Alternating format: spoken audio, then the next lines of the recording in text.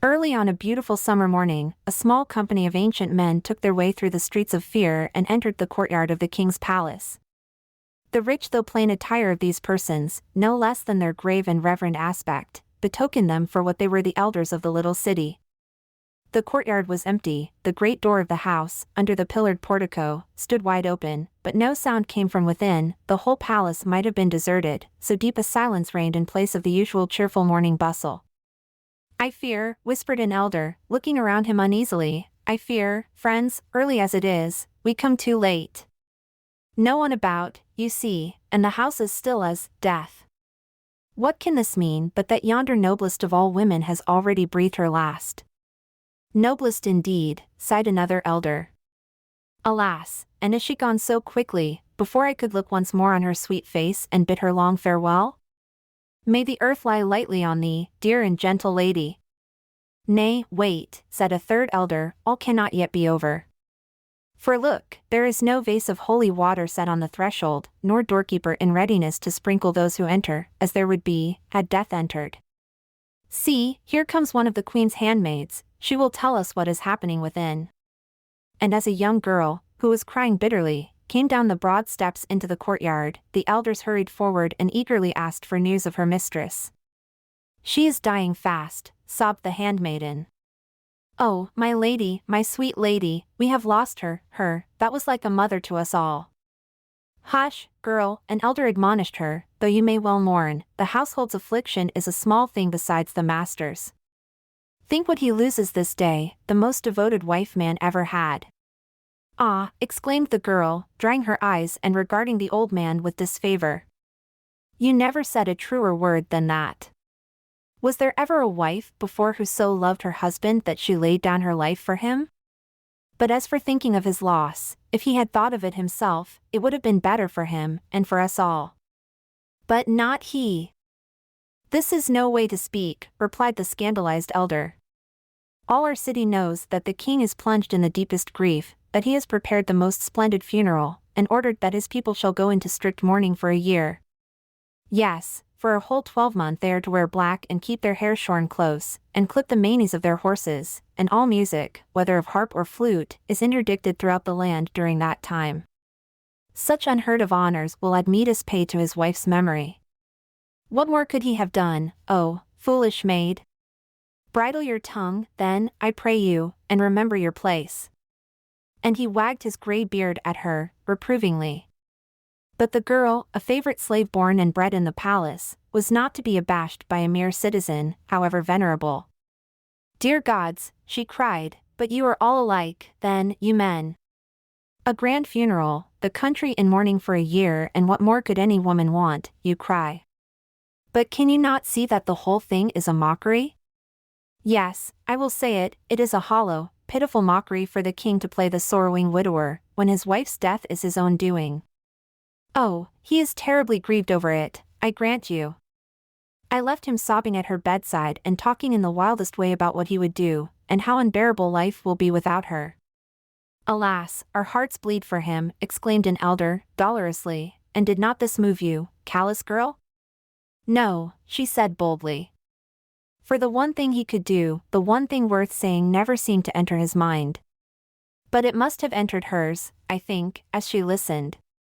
If she were not the saint she is, she would have said to him, "Why do you keep telling me these things?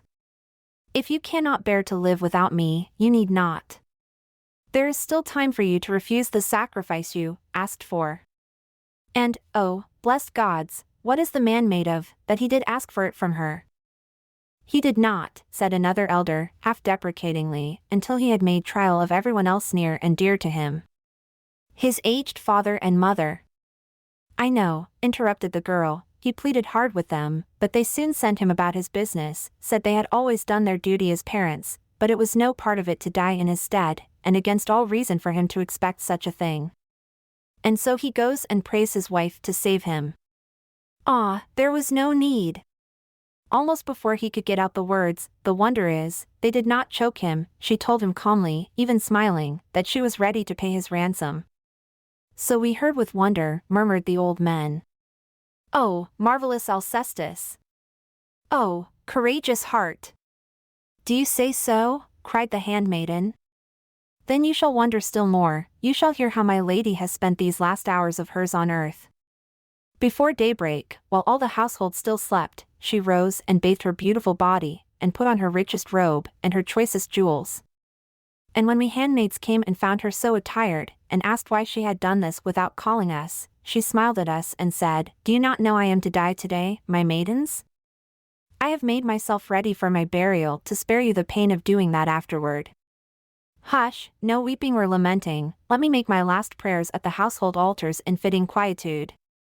Then she bade us bring myrtle branches from the garden, and we followed, choking down our sobs, while she went to every altar in the palace, and decked it with myrtle, and said a prayer there. But first, she went into the great hall and kneeled down before Hestia's image beside the hearth, and prayed.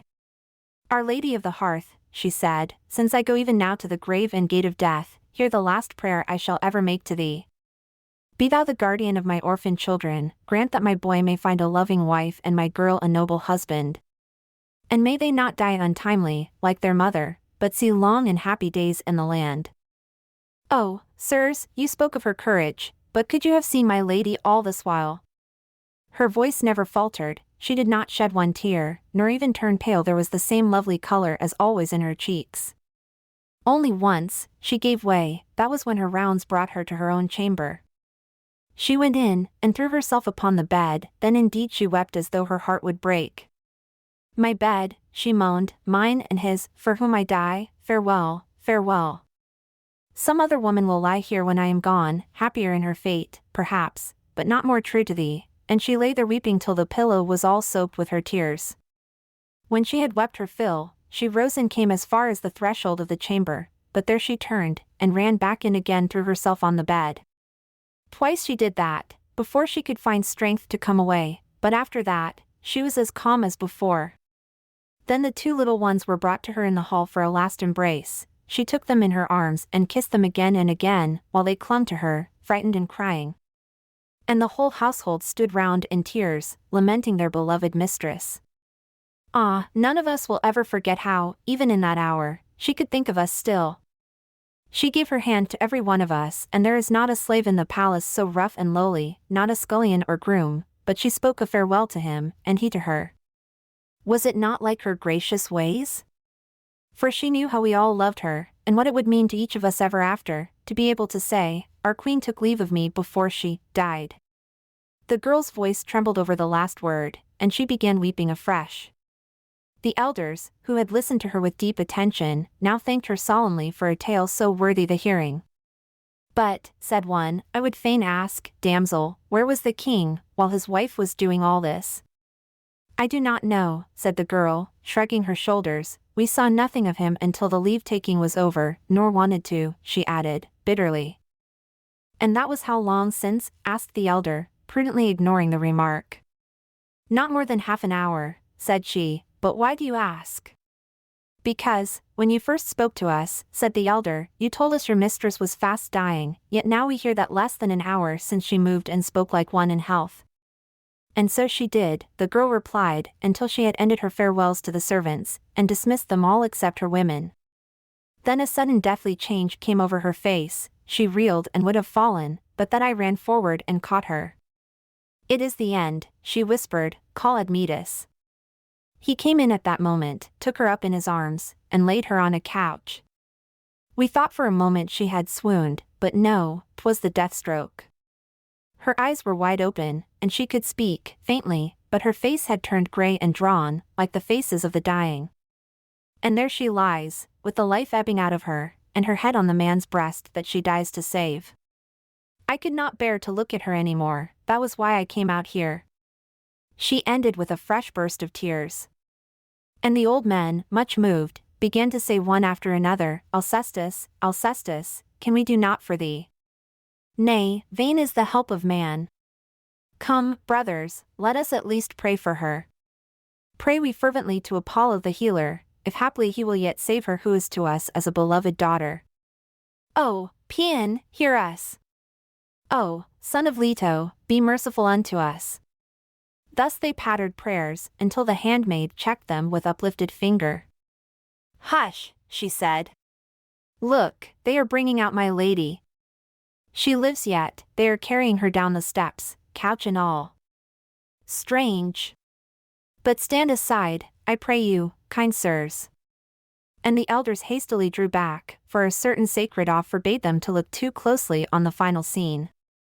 "Where am I?" said the faint voice from the couch. "My dearest," answered Admetus, "you are with me, in our own courtyard. You asked to be brought into the open air to see the sky above you and feel the sunlight. And I dare say it will do you good.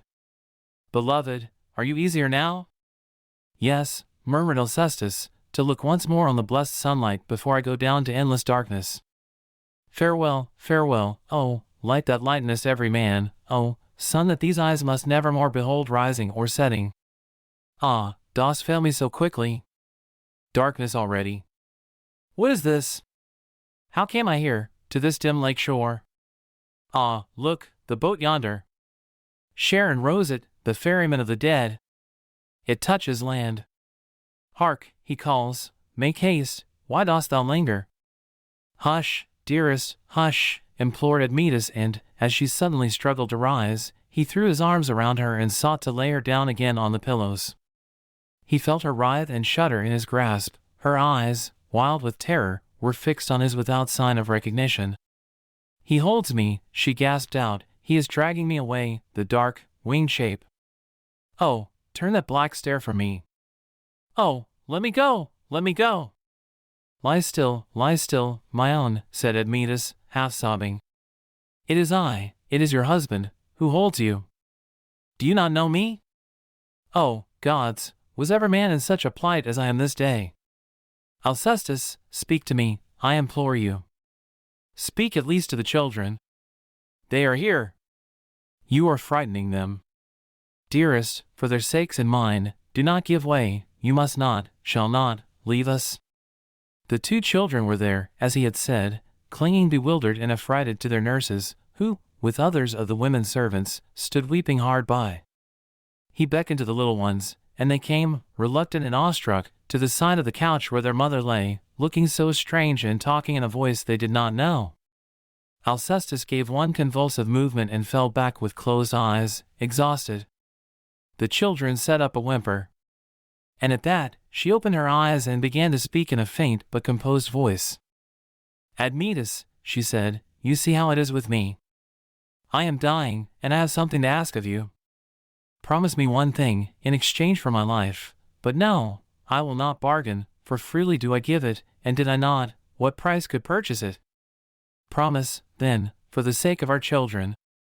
You love them as much as I do, I know. Admetus, let their home be still home to them when I am gone. Do not take another wife to rule this house and hate them for being mine. For I know what stepmothers are.